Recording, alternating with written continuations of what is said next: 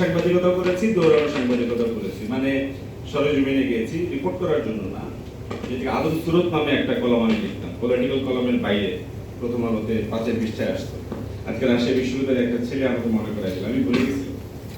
তো সাংবাদিকতার যে কষ্ট, এটা ওই অর্থে বললে আমরা রাষ্ট্রের চতুর্থ স্তম্ভ বলি, কিন্তু বাকি 3টা স্তম্ভ অনেক মোটা তাজা। এই স্তম্ভে পুষ্টি ঠিক নাই, নিরাপত্তা ঠিক নাই, এবং মাঝে মাঝে এই পাটাকে ভেঙেও দেওয়া হয়। লিমনের কাটা পা আমাদের মনে পড়ে, কত সাংবাদিকের পা ভেঙে হয়। ফ্যাসিবাদের আমলে 59 জন সাংবাদিককে হত্যা করা হয়েছিল এবং প্রায় 1,500 সাংবাদিক নানানভাবে পঙ্গু হয়েছেন, জেলের কথা বাদ দিলাম। 71 সালের 9 মাসে 13 জন সাংবাদিক শহীদ হয়েছে, 9 মাসে, মানে মাসে 1-1.5 জন করে। আর জুলাইয়ের শেষ 2 সপ্তাহে নিহত হয়েছেন 6 জন সাংবাদিক। এই 6 সংখ্যাটা খুবই গুরুত্বপূর্ণ। 5 জন শহীদ হয়েছেন পুলিশের গুলিতে, 1 জন জনতার ধাওয়ায়। অর্থাৎ সাংবাদিক দুদিকেই ছিল, জনগণের শত্রু শিবিরেও ছিল এবং গণঅভ্যুত্থানের পক্ষের মধ্যেও ছিল। এবং সত্যিকার অর্থে বলে এই গণঅভ্যুত্থান যে সফল হয়েছে, এটা মেইনস্ট্রিম মিডিয়া একটা সময় বন্ধ করে দেওয়া হয়েছিল, কিন্তু ওই যে মাঠের সাংবাদিক, ওই ফটোগ্রাফার ও ভিডিওগ্রাফার, যে হয়তো তার চ্যানেলে প্রকাশ করতে পারে নাই, তার ফেসবুকে প্রকাশ করছে, এবং তারা গণঅভ্যুত্থানকে সাক্ষ্য দিয়েছে এবং প্রমাণ রেখেছে, এবং সেটা আজ পর্যন্ত বিচার কাজেও লাগছে। সাংবাদিকের হওয়ার কথা ছিল, আমরা আজকে যে সুশীল সমাজের কথা বলি, তার প্রথম কাতারে যে লোকগুলো বসে থাকার কথা ছিল, তারা হবে সাংবাদিক। আপনি পাকিস্তান আমলে দেখেন, সুশীল সমাজ বলতে কাদের বোঝাতো? সম্পাদক সাংবাদিকদের বোঝাতো। 70 দশকে তাই ছিল, 80 দশকে তাই ছিল, 90 দশকে মুক্তবাজার, উদারীকরণ এবং এনজিও কার্যক্রমের মধ্যে দিয়ে আপনাদেরকে সরিয়ে সেখানে বসে পড়লো ফরেন ফান্ডের বিশেষজ্ঞরা। এবং ফ্যাসিবাদের আমলে আমরা দেখলাম সাংবাদিকের অবস্থানগুলো আরো পেছনে। তাকে কলার ধরে তুলে নিয়ে যাওয়া যায়, তাকে গুম করা যায়, সম্পাদকের পিটিয়ে রক্তাক্ত করা যায় আদালত প্রাঙ্গণে, পত্রিকা অফিসকে তছনছ করে ফেলা যায়। শামসুর রহমানের একটা কবিতা আছে যে পুড়ে যাচ্ছে পুরো, হ্যাঁ তুমি আর্তনাদ করেছিলে, আমি তো তাও বলতে পারিনি। সাংবাদিকেরা আর্তনাদটাও পর্যন্ত করতে পারেন নাই। কিন্তু একই সঙ্গে আমরা দেখেছি যে রাজ দরবারে গোলাম হোসেনরা বসে, খয়ের খাঁরা বসে তোষামোদী করছে, তারাও সাংবাদিক। এবং এই সাংবাদিকেরা একটা পন্থা তৈরি করেছিল, যেটা আপনি যদি দেখেন, একটু হলেও পিছন দিকে যাওয়া দরকার, যে আমাদের ইতিহাসের যে আজকে যে অন্ধকার যুগ শুরু হলো 2009 সাল থেকে, বা বলা চলে 2006 সাল থেকে, সেটার সূত্রপাত কারা করেছে? বাঘের আগে ফেউ আসে, এই ফেউয়ের ভূমিকাটা পালন করেছিল সাংবাদিকেরা। তারা ইতিহাসের সবচেয়ে বড় ধাপ্পা, সবচেয়ে বড় ফেক নিউজ, যে ইউএনডিপির নামে, জাতিসংঘের নামে একটা ভুয়া চিঠি তৈরি করে তারা প্রচার করলো যে এই ঘটনা না ঘটলে আমাদের শান্তিরক্ষী বাহিনী থেকে তুলে নেওয়া হবে, এবং আমরা দেখলাম 1/11 হলো। তার আগে তারা বাংলাদেশের জঙ্গিবাদের ন্যারেটিভ তৈরি করেছে, বাংলাদেশকে আফগানিস্তান হয়ে যাচ্ছে, বাংলাদেশ কুকুন অফ টেরর, বাংলাদেশ হচ্ছে দুর্নীতির 1 নম্বর দেশ, বাংলাদেশ অকার্যকর রাষ্ট্র হয়ে যাচ্ছে। এই আলোকিত মিডিয়া এবং আলোকিত সুশীল সমাজ দেশের বিরুদ্ধে এই প্রচার করেছে, এবং এইভাবে খাল কেটে কুমির এনেছেন, 1/11 এনেছেন। এবং আজকে দেখা যাচ্ছে 1/11 পরের যে নির্বাচন, যেটাকে বলা হচ্ছিল শেষ নিরপেক্ষ নির্বাচন, কিন্তু নির্বাচন সংক্রান্ত কমিশন দেখাচ্ছে যে সেই নির্বাচনেও ল্যান্ডস্লাইড দেওয়ার জন্য ইঞ্জিনিয়ারিং করা হয়েছে। একটি দল জিততো, কিন্তু তাকে ল্যান্ডস্লাইড দেওয়া হয়েছে যাতে সে ইচ্ছা মতো সংবিধান বদল করতে পারে। যেদিন তত্ত্বাবধায়ক সরকার ব্যবস্থা বাতিল করা হলো, সেদিনও তো আমাদের কপালে লিখন ঠিক হয়ে গেল যে এই দেশে নির্বাচন হবে না। এদেশে যখন নির্বাচন হবে না, তার মানে আপনি তখন আর ভোটার নন, আপনার আর কোনো দাম নাই, আপনার দলেরও দাম নাই, আপনার নেতারও দাম নাই। যদি ভোট না থাকে, বিরোধী দলের নেতারও কোনো দাম থাকে। ওই একই সময়ে এই দেশে 2টা বড় ঘটনা জিনিস সৃষ্টি করা হলো। বড় করে আসাদ গেটে লেখা ছিল, ওবায়দুল কাদেরের নাম ছিল নিচে সৌজন্যে, যে এশিয়ার বৃহত্তম কারাগার এবং এশিয়ার বৃহত্তম গুরুস্থানের উপকার, মাননীয় জননেত্রী শেখ হাসিনা, বাস্তবায়নের অমুক। আমরা কি বুঝি না এশিয়ার বৃহত্তম গোরস্থান রায়বাজারে সৃষ্টি করা হচ্ছে, বৃহত্তম কারাগার কাশিম বাজারে সৃষ্টি করা হচ্ছে, কার জন্য সৃষ্টি করা হচ্ছে? ফরাসি বিপ্লব নিয়ে মানুষের একটা কথা আছে, যখন বিপ্লব বেহাত হলো, যে ওই সময় সেই ভাষা বাংলাদেশে প্রয়োগ করে বলি যে 20 কোটি জনতা বা 12 কোটি সাবালক সাবালিকার একটা জাতিকে কোন এক জোচ্চর, কোন এক জাদুকর্মী যদি আমাদের মুখ বন্ধ করে, বোবা করে, ছলনা করে, চুরি করে নিয়ে যায়, তার দায় আমাদের, তার একার না। আমরা সাবালক জাতি ছিলাম, আমাদের সংবাদপত্র ছিল, আমাদের বাহিনী ছিল, আমাদের প্রশাসন ছিল, আমাদের নেতৃবৃন্দ ছিল, সকলের সম্মিলিত আপোষ এবং সম্মিলিত ব্যর্থতার ফলে আজকে এই জুলাই ঘটেছে। আমরা ভেবেছি আমরা আমাদের সন্তানদের বাঁচাতে পারবো, তাদেরকে আমরা আন্দোলনে যেতে দিব না, ভালো মতো পড়ালেখা করে বিদেশে পাঠাবো, প্রাইভেট বিশ্ববিদ্যালয়ে পাঠাবো। আমরা পয়সা কামিয়েছি, সন্তানদের পেছনে ঢেলেছি, বাড়ি গাড়ি করেছি, ভেবেছি সন্তানকে সুন্দর সুখী জীবন দিয়ে যাব, দুর্নীতির পথে হোক বা সৎ পথে হোক। কিন্তু ওই সন্তানই কিন্তু আমার কথা রাখে নাই, সে রাজপথে চলে গেছে। পুলিশের সন্তানকে শহীদ হয়েছে, আমলার সন্তানকে শহীদ হয়েছে, আওয়ামী লীগের নেতার সন্তানকে শহীদ হয়েছে।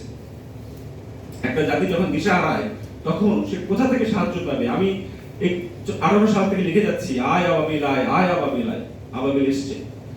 18 সাল থেকে আমি নিশ্চিত ছিলাম, আমার লেখালেখি যারা জানেন, যে একটা গণঅভ্যুত্থান আসন্ন, এবং সেই গণঅভ্যুত্থান যে আসন্ন সেটা যে পুরনো নেতৃত্ব দিয়ে হবে না, সেটারই প্রমাণ ছিল 18 সালের নতুন নেতৃত্ব, ছাত্র নেতৃত্ব যখন রাজপথে কোটা সংস্কার, সড়ক নিরাপত্তা আন্দোলনে আসলো, ওইটা ছিল মহড়া। ওই মহড়ায় এই শিশুর সমাজ তাদের পাশে ছিল না। যদি থাকতো তাহলে 18 থেকেই ঘটনা ঘটা শুরু হতো, হয়তো 21 সেই ঘটনা ঘটতো। তাদেরকে হত্যা করা হয়েছে, সবসময় আয়নাঘর কার্যকর ছিল। তারা দুইটা জিনিস বানিয়েছিল, আয়নাঘর বানিয়েছিল আর বালাখানা বানিয়েছিল। তারা ওই সাদ্দাদের বালাখানা জেলায় জেলায় এমপিদের প্রত্যেকের জন্য, এমনকি অনেক আমলা, অনেক কর্মকর্তার বাহিনী নেতাদের জন্য এই বালাখানা চলছে, এদিকে হত্যা চলছে। সিনেমায় ধুমধাম আওয়াজ চলবে, পেছনে মানুষের হত্যা হবে, সেই চিৎকারটা তখন আর শোনা যাবে না, সেই উন্নয়নের চিৎকার। আমরা এই মিডিয়া সেই সময় ব্যর্থতা, প্রথম ব্যর্থতা হচ্ছে 111 আমরা এনেছি, -2 থিওরি এনে। দ্বিতীয় হচ্ছে আমরা 18 সালের নির্বাচনকে জায়েজ করার জন্য সম্পাদকেরা একটি দলকে ওই শিয়ালের কাছে মুরগি বর্গা দেওয়ার মতো করে তাকে বুঝিয়ে শুনিয়ে ঠেলে ঠুলে ওই নির্বাচনে পাঠানো হয়েছিল। যে নির্বাচন রাতে হয়ে যাবে ওই সম্পাদকরা জানতেন, ওই বিশিষ্ট সংবিধান বিশেষজ্ঞ জানতেন। আজকে সেই সংবিধান বিশেষজ্ঞ পত্রিকা শিরোনাম হয়, দেশে কি আর সংবিধান বিশেষজ্ঞ নাই? এক কামাল হোসেনকে দিয়ে আমার সংবিধান পাঠ করতে হবে, যে কামাল হোসেন 72 সংবিধানকে একটা ফ্যাসিস্ট তৈরির একটা আঁতুড়ঘর বানাইছিলেন, তিনি আবার আজকে আমাদের সংবিধানের কথা, কিন্তু পত্রিকা সুশীল সমাজ তার কথা, তারা সংস্কার চান না, নতুন সংবিধান চান না। আজকে যে ইন্টারিম নিয়ে যে সংশয়, ইন্টারিমকে অনেকভাবে বাধাগ্রস্ত করা, এমনকি নির্বাচন নিয়ে আজকে পর্যন্ত সংশয় যে তৈরি করা হচ্ছে, সে মূলত গণমাধ্যম থেকে হচ্ছে। পুরানা নেতৃত্বকে, পুরানা কায়দাকে, পুরানা বন্দোবস্তকে এই গণমাধ্যমের মাধ্যমে পুনর্বাসনের চেষ্টা হচ্ছে, আমার আপনার পত্রিকা দিয়ে হচ্ছে। ফলে আমরা শিখে নাই। তো লরেন্স লিপসুট বলছিল, যখন ওই যে সিপাহী বিদ্রোহ জনতার হয়, তারপরে যে হত্যাকাণ্ড হয়, তখন বলছিল যে ওইটার পরে তোমাদের বোঝা উচিত ছিল যে এই ঘটনাটা যাতে পুনরাবৃত্তি না ঘটে, এমন কোনো ব্যবস্থা নেওয়া যাতে এটা আর না ঘটে। মিডিয়ার কিলিং হইল, আমরা তারপরেও কোনো ব্যবস্থা বানাই। আজকে এসে প্রশ্ন যে আজকে যদি আমরা আরেকটা জুলাইয়ের পুনরাবৃত্তি না চাই, তাহলে আমার শুধু মার্কার ভোট দিলে হবে না, আমার সংস্কার লাগবে। মার্কার ভোট করার জন্য এত আন্দোলন হয়েছে, হয় নাই তো সফল। জুলাইয়ের জন্ম হয়েছে একটা দাবি নিয়ে, 3 আগস্টের দাবি, 4 আগস্টের দাবি, 5 আগস্টের দাবি একটাই, ফ্যাসিবাদী ব্যবস্থা বিলোপ। ফ্যাসিবাদী ব্যবস্থা একটা ব্যক্তি পদত্যাগ ছিল না, ফ্যাসিবাদী ব্যবস্থার বিলোপের দাবি ছিল। কিন্তু সেই শক্তি আজকে বিভক্ত। আমরা বাংলাদেশের নাগরিকরা, আমরা আপোষকামী, আমরা আজকে বিদ্রোহী, কালকে গিয়ে আমরা কলমদুচি করি, আবার প্রিয় অভিভাবক খুঁজে বের করি। তো আমরা আবার সেখানে চলে গেছি। কিন্তু বিপ্লব এখন হয়ে গেছে সংস্কার, সংস্কারটা এখন গণভোটে যাবে। তো আমার কথাটা হচ্ছে যে এই যে ঘরে ঘরে আনন্দ, কুসুমপুরের ঘরে ঘরে আনন্দ, আজ ঈদ, আমরা বলেছি না ছোটবেলায়, মদিনার ঘরে ঘরে ঈদ, সবার ঘরে ঘরে আনন্দ, মার্কার আনন্দ, কিন্তু একটা বালক একা নিঃসঙ্গ একা কাঁদছে কোথাও মাঠে রাগ করে, সে হচ্ছে জুলাইয়ের বালক। তার জন্য আজকে আমরা এখানে আসতে পেরেছি, আমি এই পদে বসতে পেরেছি, আপনারাই নিরাপত্তা পেয়েছেন। সে কবরে শায়িত, সে পঙ্গু, সে তার চোখ অন্ধ, জীবন তো সবারই একটা। সেটা কি শুধুমাত্র একটা এলাকার জমিদার এমপি বানাবার জন্য, না এমন একটা ব্যবস্থা বানাবার জন্য যাতে আমার সন্তানরা আবার মরতে না হয়? আমাদের সাংবাদিকেরা আমাদের প্রশিক্ষণে অনেক কথা হয়েছে, আমার কথা একটাই যে আপনি ওই প্রার্থীকে জিজ্ঞাসা করবেন, যেটা জেলা প্রশাসক মহোদয় খুব সুন্দর করে বলেছেন, যে আপনি তো ভোটের কথা বলছেন, সংস্কার আপনি করবেন কিনা, আপনি পার্লামেন্টে গেলে বিচার চালাবেন কিনা, আপনি আপনার দল বলছে হ্যাঁ কথা, কিন্তু আপনার কর্মীদেরকে আপনি কি নির্দেশনা দিচ্ছেন? আপনার রিপোর্ট করেন। ভোটারদের জানবার অধিকার আছে যে তার নেতা তার প্রার্থী উপরে কি বলছে, ভেতরে কি বলছে। সে ক্ষমতায় গিয়ে গিয়ে আবার রাষ্ট্রপতির ক্ষমা আসবে কিনা, একটা খুনিকে ক্ষমা করবে কিনা, ব্যাংক লুটপাট হবে কিনা, টাকা ফেরত আসবে কিনা, এবং এই দেশের মানুষ একটা মানুষের জীবন পাবে কিনা। ফলে আমরা এই জুলাইয়ের মাটিতে দাঁড়িয়েছি, এই মাটিতে উর্বর মাটি, লাশ, শহীদের লাশ, এই বাংলাদেশের মাটি উর্বর, কারণ এখানে অজস্র শহীদের লাশ, শহীদের হাড় ভরে নাইট্রোজেন মিশে মাটি উর্বর। তো জুলাইয়ের ভূমিকা কি এই শুধু আরেকটু মাটিতেও নাইট্রোজেন সরবরাহ করা, না এই দেশ থেকে মাথা তুলে দাঁড়াতে হেল্প করা? তো আমরা সাংবাদিকরা, যেটা জেলা প্রশাসন মহোদয় বলেছেন, ভুল করেছি যা করেছি, এটা আমাদের সুযোগ। আপনি ক্রিটিক্যাল থাকবেন প্রশাসন নিয়ে, কিন্তু একটা ব্যাপার আপনার কনস্ট্রাকটিভ থাকতে হবে, যে ইলেকশন শান্তিপূর্ণভাবে করা, স্বচ্ছতার মধ্যে করা, অপতথ্য মোকাবেলা করায় প্রশাসনকে আপনার সহযোগিতা করতে হবে। সবসময় প্রশাসন বিরোধিতা বলে ঠিক কাজ হবে না। এবং এই যে একটা ঐতিহাসিক ঘটনা ঘটতে যাচ্ছে, তার কারিগর আপনি হবেন, আপনার সন্তানেরা রাজপথে ছিল, আজকে আপনি সাংবাদিকতার ময়দানটাকে জুলাইয়ের ময়দান হিসেবে মনে করে আপনার লড়াইটা করেন ভাই এবং বোনেরা। এটা আমাদের অনুরোধ। প্রশিক্ষণ দিয়ে অনেক জ্ঞান দেওয়া যাবে, কিন্তু এই যে আপনার ভিতরে যদি জাগরণ না হয়, হাজার প্রশিক্ষণে আর কিচ্ছু হবে না। রাজশাহীতে আমরা তৃতীয়বারের মতো আসছি, সবচেয়ে বেশি আমরা রাজশাহীতে আসছি, সামনে আরো আসবো, কিন্তু এই সাংবাদিকতার ক্ষেত্রটাকে আপনারা পরিষ্কার করেন, নাইলে আবার বিষবৃক্ষ জন্মাবে, আবার আপনাদের চাকরি যাবে। আমারও তো 3 আগস্ট আমাকে বলেছিল যে আপনি চাকরি ছেড়ে দেন। তো আমি আর কথা না বাড়াই, প্রশিক্ষণের মতো চলবে পিআইবি সাংবাদিকদের প্রতিষ্ঠান। আমরা এখানে বিস্তারিত যাচ্ছি না, অজস্র কাজ আমরা করে এনেছি।